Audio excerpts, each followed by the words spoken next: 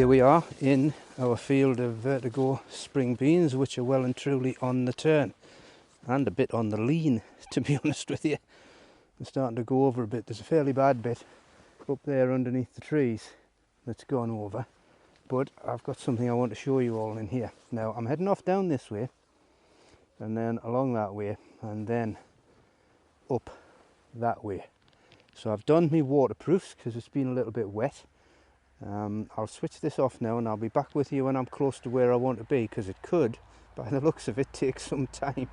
Okay, so we're nearly there. As you can see, there's a few of the beans on the ground. It has been a little bit wet and windy from time to time. But the reason first of all I'm a little bit out of breath is because it's been a bit of a pig walking through this. But the reason I brought you here, pay attention. Right, I personally think that the bean crop in general, not this one, but beans have a huge potential. Take a look at this plant here.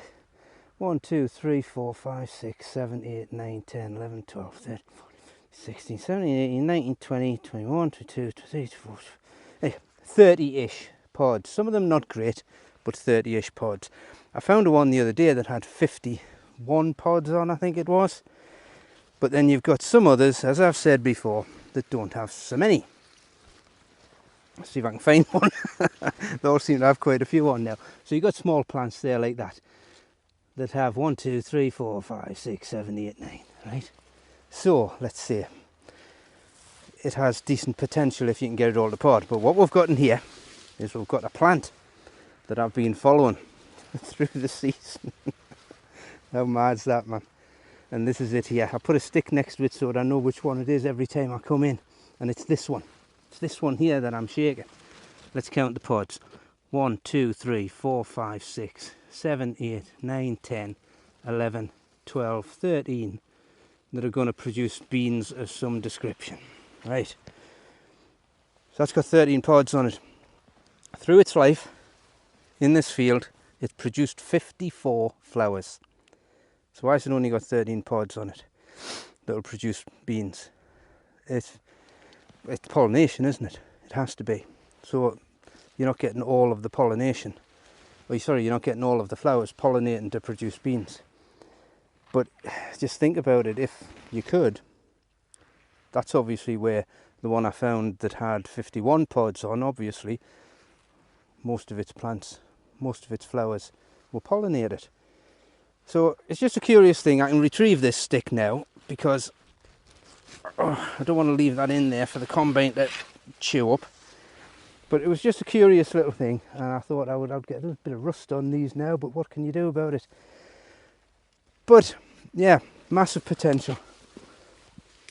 You know, difference between that. Look at the one behind it. It's got four or five pods on it, and that's got however many. Now, I've got to get back through this lot now. I should have put the stick closer to the gate, shouldn't I? Wouldn't that have been a sensible thing to do? But sensible is as sensible does. And there we go. There's a crop.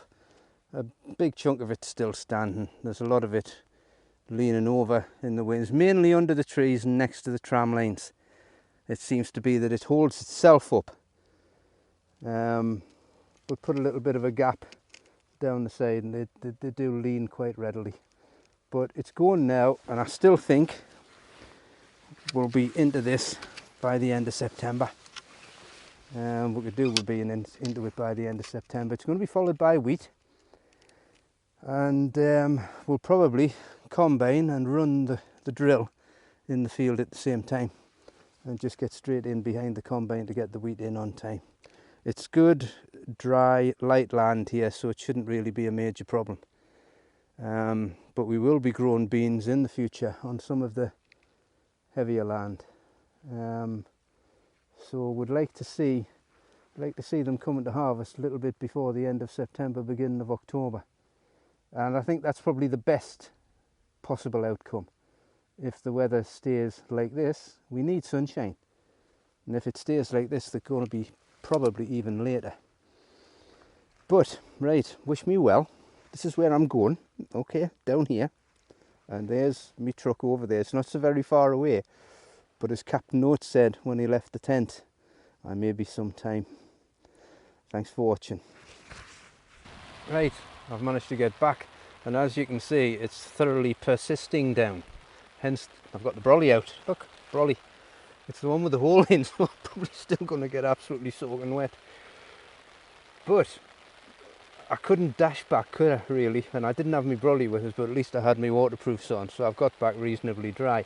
You know, dashing through a standing crop of spring beans like that's just something you just simply don't do. Like. But on my way back, I had a little bit of a thought. Well, the thought came back to my mind about this bean crop.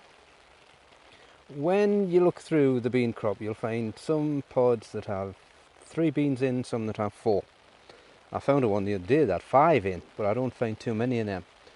But what I have found is that when you find a pod that has 3 beans on it, the majority, if not all of the pods on that plant have 3 beans.